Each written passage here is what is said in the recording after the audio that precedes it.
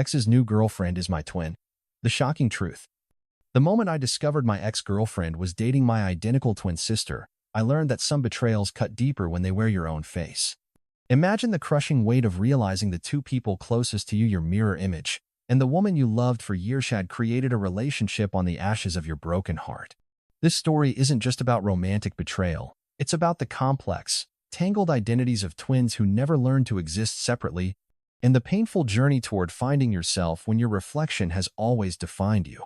How do you rebuild trust when it's shattered by the person who shares your DNA? Stay until the end to witness a transformation that proves sometimes the most devastating betrayals lead to the most necessary awakenings. The day I discovered my ex-girlfriend was dating my identical twin sister, something shattered inside me that I'm not sure can ever be repaired. It wasn't just betrayal, it was like watching someone steal my identity, my past, and twist it into something unrecognizable. How do you process seeing the woman you loved for 3 years now holding hands with someone who shares your exact face? Mia and I had dated for 3 years before our breakup 6 months ago. It wasn't particularly dramatic, just the slow, sad unraveling that happens when two people realize they want different futures. She wanted to settle in our hometown. I was determined to pursue opportunities in the city. We parted with mutual respect, or so I thought. "We can still be friends," she'd said. And like a fool, I believed her. My twin sister, Violet, had always been close to Mia during our relationship. That made sense. Your girlfriend and your twin sister are two of the most important women in your life. You want them to get along. They had movie nights, went shopping together, shared inside jokes. I encouraged it, grateful that the two people I loved most seemed to genuinely enjoy each other's company. After the breakup, I moved to the city as planned. New job, new apartment, new life. I called home regularly, texting with my parents and Violet almost daily. When Violet mentioned she was seeing someone new, I was happy for her. She'd been single for nearly 2 years after a particularly brutal breakup of her own. "That's great," I told her over our weekly video call. "Anyone I know?" Her hesitation should have been my first clue. The slight flicker in her eyes, so identical to mine, yet suddenly unreadable. "No," she said after a beat too long. "Just someone from around here." I might never have discovered the truth if my mother hadn't accidentally let it slip during our Sunday call. "Will you be home for the Labor Day barbecue?" she asked. "Violet's bringing Mia, and I'd hate for things to be awkward if you're surprised." The world tilted sideways. "Mia?" I repeated, my voice sounding strange even to my own ears. "My Mia?" My mother's horrified silence confirmed what I couldn't process. "Oh, honey," she finally said. "I thought you knew. Violet said she'd told you weeks ago." I hung up without responding, my hand shaking so badly I dropped the phone. Images flooded my mind: Violet and Mia at all those movie nights, the shopping trips, the coffee dates. Had it been happening even while Mia and I were together? Had my own sister-me mirror image been coveting my relationship all along? I called Violet immediately, my hurt crystallizing into white-hot anger with each unanswered ring. When she finally picked up, her voice was small, guilty. "I was going to tell you," she began, but I cut her off. "How long?" I demanded. "How long has this been going on?" Her silence stretched between us, vast and damning. 3 months, she finally admitted. "But nothing happened while you were together, I swear." 3 months. 90 days. That meant they'd gotten together barely 3 months after Mia and I ended things. While I was still unpacking boxes in my new apartment, still reflexively reaching for my phone to text Mia about funny moments in my day, they were building something new on the ashes of what I'd lost. And my twin sister, the person who had shared every milestone of my life from the womb onward, hadn't thought I deserved to know. The rage that consumed me after hanging up with Violet was unlike anything I'd ever experienced before. My hands wouldn't stop shaking, my breath came in short, painful gasps, and I felt physically ill, as if someone had reached inside my chest and was squeezing my heart with merciless precision. This wasn't just about Mia anymore. This was about Violet, me other half, my literal flesh and blood, deliberately choosing my pain over my protection. I spent that night pacing my apartment, alternating between calling Violet, who had stopped answering, and composing furious texts to Mia that I never sent. What could I even say? How could you date my twin sister? Felt inadequate against the magnitude of the betrayal. Every memory I had with Mia was now tainted, colored by the question of whether she had been looking at me, but seeing Violetta more convenient, hometown-friendly version of the same face. Sleep evaded me entirely. By morning, my anger had hardened into something colder and more dangerous. I called my boss and requested emergency personal days, then booked a train ticket home. If they wanted to do this, they weren't going to hide from me while doing it. They would have to look me in the eye, the exact same eye that Violet shared with me, and tell me this was somehow acceptable. The 4-hour train ride gave me too much time to think. I scrolled through old photos of the three of us together, searching for clues I'd missed. There was Violet's birthday last year. Mia and I were still together, and the three of us had gone wine tasting. In one photo, they sat side by side, laughing at something off camera. Had there been a spark even then? Had Mia been comparing us, wondering what it would be like to be with the twin who wasn't planning to leave town? My parents met me at the station, their faces drawn with worry. "We didn't know," my father said immediately, embracing me. "We would have told you." "Where are they?" I asked, not bothering with pleasantries. "At Violet's apartment," my mother replied. "But honey, maybe you should wait." I was already heading for my father's car. "I'll drive myself," I said, taking the keys from his reluctant hand.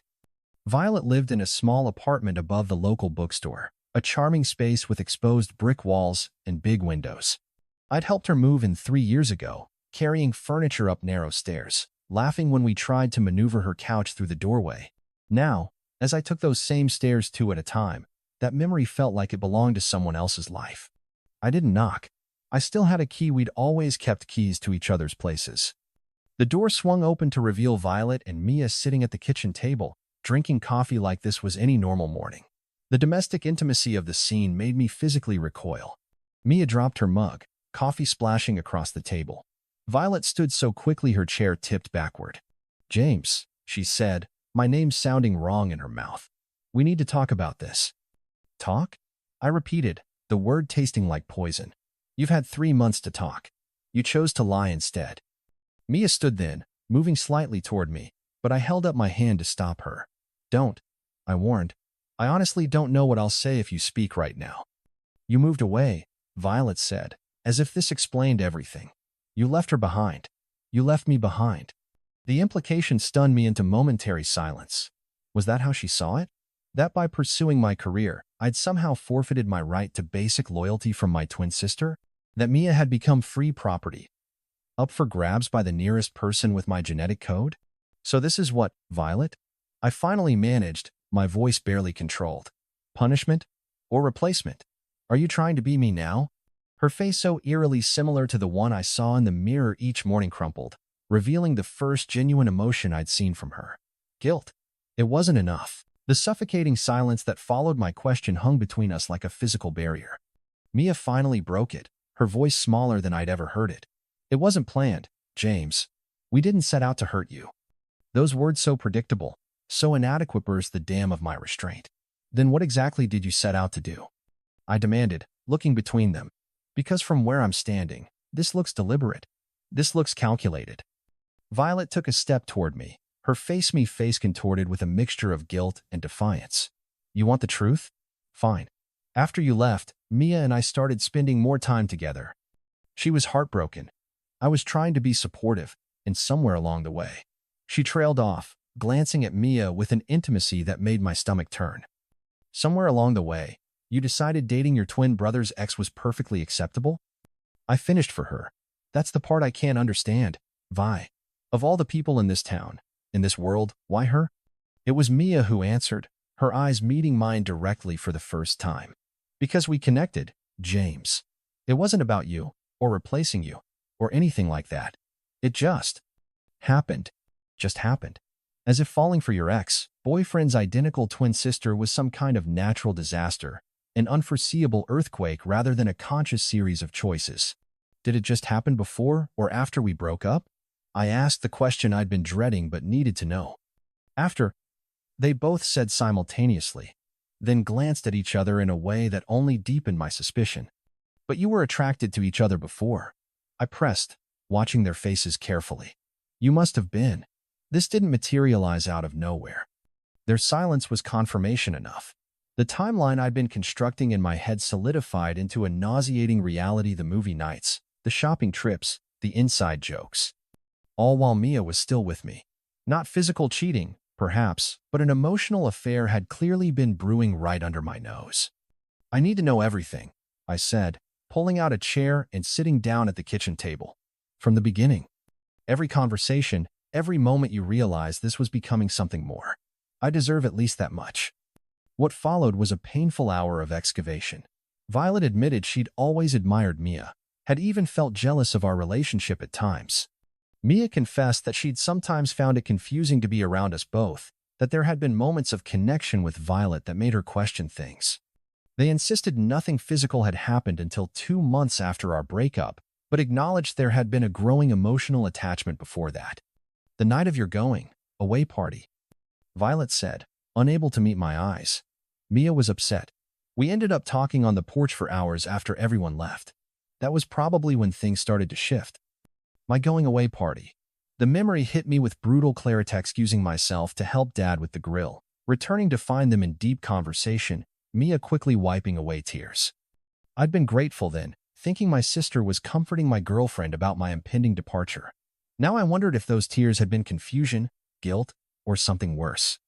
"Did you break up with me because of her?" I asked Mia directly. The most terrifying question of all. Mia's eyes widened. "No, James, no.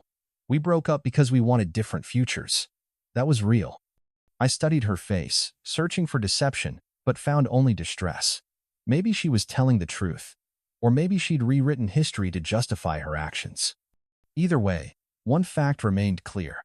While I had been grieving our relationship, building a new life believing we'd made a mutual, respectful choice, she had been falling in love with my mirror image. "I thought I knew you both," I said finally, standing up. I was wrong. Walking away from that apartment felt like leaving part of myself behind, which was ironic, since my literal other half remained inside with the woman I once thought I'd marry. The brutal clarity of their confession had left me numb, suspended in a strange emotional limbo where anger, grief, and confusion swirled together into something unrecognizable. I drove aimlessly for hours, eventually finding myself at Rock Point Cliff, a secluded overlook where Violet and I had spent countless childhood afternoons throwing pebbles into the ravine below, competing to see whose could travel farthest. My phone had been buzzing incessantly, texts from my parents, from Violet, even one from Mia. I ignored them all, watching the sunset paint the horizon in mockingly beautiful hues of pink and gold. I needed to decide what happened next. This wasn't just about a breakup or a betrayal. This was about the fundamental reconfiguration of my entire life. Violet wasn't just any sister, she was my twin, my earliest companion, present in my life before I even had conscious memory. Could I cut her out? Did I even know how to exist without the unconscious certainty of our connection? And then there was the practical matter of family gatherings, holidays, our shared circle of friends. News would spread quickly in our small town. People would talk, take sides, ask questions. I imagined running into them together at the local diner, at the annual harvest festival, at my parents' anniversary party next month. The thought made me physically ill. When I finally returned to my parents' house well after midnight, I found them waiting up, anxiety etched into their faces. "I'm not staying," I said before they could speak. "I'm going back to the city tomorrow."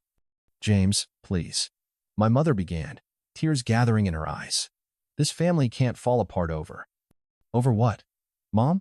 I interrupted, a sharp edge to my voice. "Over my twin sister dating my ex? Over the complete betrayal of trust from the two people I was closest to in the world? What exactly should this family not fall apart over?" My father, always the more stoic of my parents, placed a steadying hand on my shoulder. "You have every right to be angry, son. What they did was wrong. But running away won't solve anything." "I'm not running away," I corrected him. "I'm choosing to protect myself. There's a difference." I spent a sleepless night packing the few belongings I'd left at my childhood home, methodically removing every trace of myself from the room I'd once shared with Violet. Around dawn, I found a small wooden box at the back of my closet or twin treasures. A collection of matching items we'd accumulated over the years. Identical lucky pennies from our 5th birthday. The friendship bracelets we'd made at summer camp when we were 10. 2 halves of a heart-shaped rock we'd found on the beach during our Sweet 16 celebration. I was still holding the box when my phone buzzed with a text from Violet. "Can we please talk before you leave? I can't lose you over this." The audacity was almost impressive. She had made her choice knowingly, deliberately, understanding exactly what it would cost. And now she wanted to avoid the consequences. I placed the box on my bed and typed back a response. my decision crystallizing with each word. You don't get to betray me in the most personal way possible and then demand I protect you from the fallout. You chose Mia over our relationship. I'm choosing my self-respect over both of you. Her reply came instantly.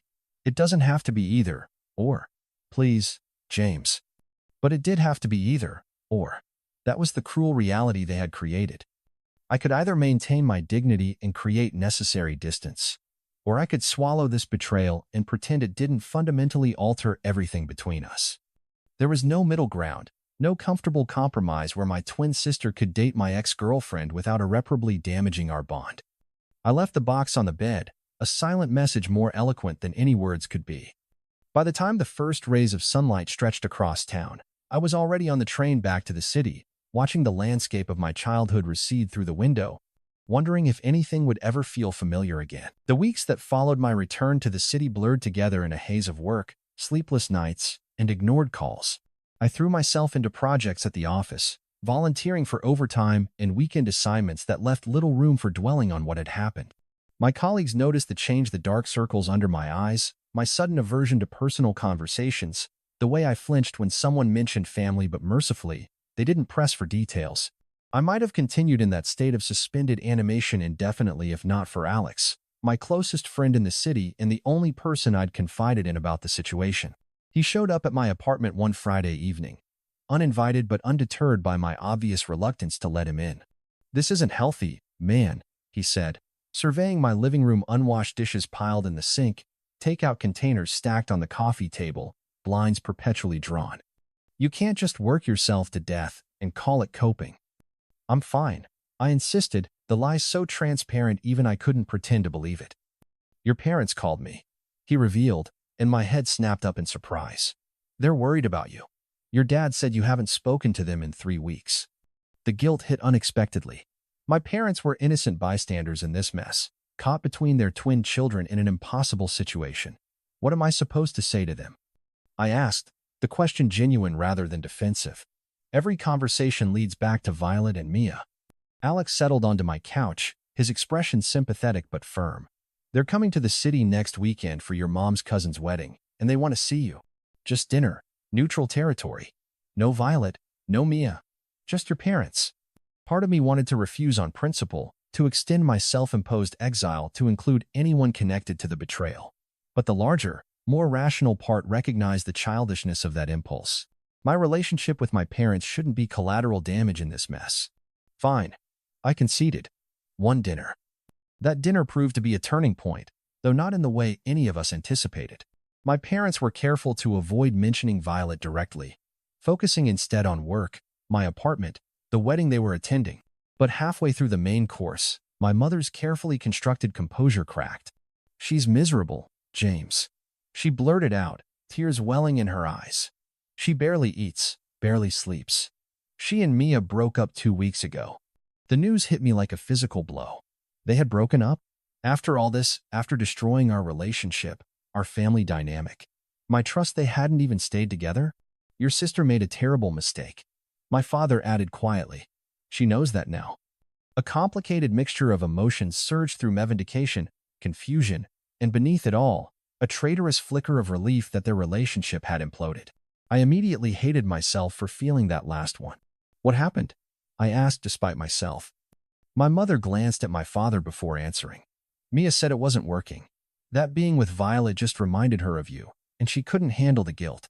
She hesitated, then added softly, "Violet thinks Mia was in love with you all along, that dating her was some misguided attempt to hold on to a piece of you when you left." The irony was so bitter I could almost taste it.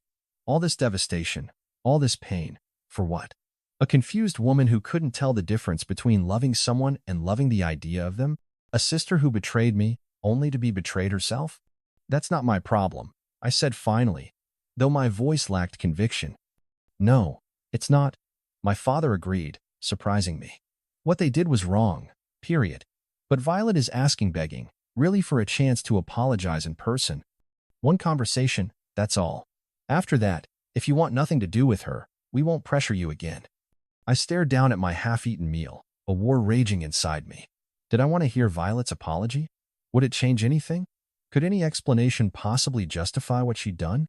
"I'll think about it," I said at last, the most I could offer. Later that night, alone in my apartment, I found myself staring at an old photograph on my bookshelf. Violet and me on our college graduation day, arms around each other, identical grins on our identical faces. For the first time since discovering the betrayal, I allowed myself to really feel the loss of her, not just the anger. 26 years of shared history, of inside jokes and secret languages and intuitive understanding. Could I really walk away from that forever? My phone sat heavy in my hand as I contemplated a decision that felt simultaneously impossible to make and impossible to avoid. 3 days of internal debate led me to a coffee shop in neutral territory halfway between my city apartment and our hometown. I'd chosen this location deliberately, a place with no memories, no associations, somewhere neither of us could claim as home ground. When Violet walked in, the shock of seeing her hit me harder than I'd expected. She looked terrible, thinner, paler, with dark circles under eyes identical to mine. The twin connection that had once felt like my greatest blessing now seemed like cosmic mockery. She sat across from me, hands wrapped around her mug as if seeking warmth, though the day was mild. "Thank you for coming," she began, her voice barely above a whisper. "I didn't think you would." "I almost didn't," I admitted, studying her face, yet not mine at all. "I'm still not sure why I'm here." Violet took a deep breath, steadying herself. "I've rehearsed this conversation 100 times, and everything I plan to say feels inadequate now. But I need you to know that losing you has been the worst consequence of all this. Worse than losing Mia, worse than disappointing our parents, worse than anything." "You didn't lose me," I corrected her. "You threw me away. There's a difference." She flinched at my words, but didn't argue. "You're right. I made a choice knowing exactly what it would cost, and I convinced myself it was worth it. That somehow, we'd work through it. That our twin bond was strong enough to survive anything." Her laugh was hollow, humorless. "I was so wrong." "Why?" I asked, the question that had haunted me for months. "Not why you thought we'd survive it, but why her? Why cross that line at all?" Violet was quiet for a long moment, considering her answer carefully. "The truth is complicated, and it won't make what I did any better." She hesitated, then continued. "All my life, I've been defined by being your twin. Not just Violet James's twin, James's sister, James's mirror. When you started dating Mia, she became part of that narrative. And when you both decided to break up, when you left town, you thought you could step into my life. I finished for her. Become me in some way." She nodded, shame evident in her expression. "Not consciously, at least not at first. But yes, I think that's part of it." And Mia, she was confused too. "She loved you, James. That never stopped. Being with me was her way of holding on to you, and my way of being closer to the life you were leaving behind." The realization landed with surprising gentleness. What they had done was still wrong, still devastating. But for the first time, I could see it as something more complex than simple betrayal, a misguided attempt to resolve twin identities that had always been too intertwined, too dependent on each other. "Mia figured it out first," Violet continued. "She ended things because she said it wasn't fair to either of us. That she was using me as a substitute, and I was using her as a connection to you." Her voice broke slightly. She was right. I sat back, absorbing this information. The anger that had sustained me for months was still there, but alongside it now was something unexpected: compassion. Not forgiveness, not yet, but the beginning of understanding. "We've never known how to be separate people," I said finally. "Even when I moved away, I was still defining myself in relation to you, the twin who left. The twin who chose a different path. Maybe that's the real problem." Violet looked up, hope flickering briefly in her eyes. "I've started therapy," she said, "to figure out who I am without you, who I want to be." "That's good," I replied, meaning it. I should probably do the same. A tentative silence settled between us, not comfortable but no longer hostile. The chasm between us remained vast, but for the first time, I could imagine a bridge spanning it: not today, not tomorrow, but someday. "I don't know if I can ever fully trust you again," I told her honestly, "and things will never be the same between us." "I know," she whispered, tears finally spilling down her cheeks. "But can we try to build something new? Not as twins first, but as individuals who happen to share DNA? I miss my brother." I considered her request, weighing the hurt against 26 years of shared history, the betrayal against the possibility of growth. "Small steps," I said finally. "A text conversation now and then. Maybe a phone call in a few weeks. No promises beyond that." Relief washed over her face, and she nodded quickly. I'll take it, whatever you're willing to give. As we left the coffee shop, walking in separate directions towards separate lives, I felt a strange lightness. The pain wasn't gone, it might never be completely gone, but it had transformed into something manageable, something that could coexist with healing. 3 months later, I ran into Mia at a mutual friend's wedding back home.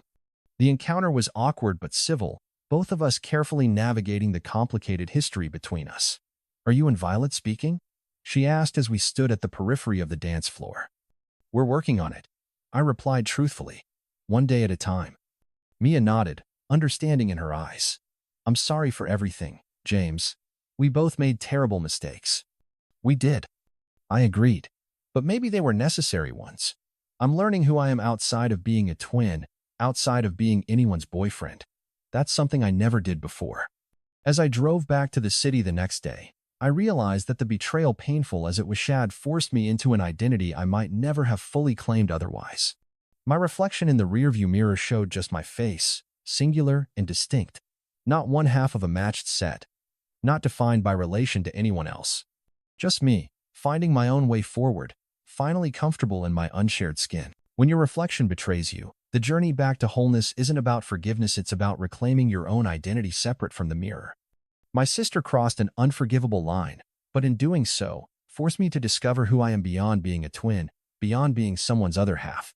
Sometimes the most painful betrayals become our most powerful teachers, showing us truths we might never have discovered otherwise. We all have relationships that define us too completely, boundaries we haven't properly established, or identities we've never fully claimed as our own. What parts of yourself have you surrendered to someone else's expectations? If this story of twin betrayal and self-discovery resonated with you, hit the like button and subscribe for more profound explorations of complex human relationships. Share your own experiences with identity struggles in the comments. Your story might be exactly what someone else needs to hear today.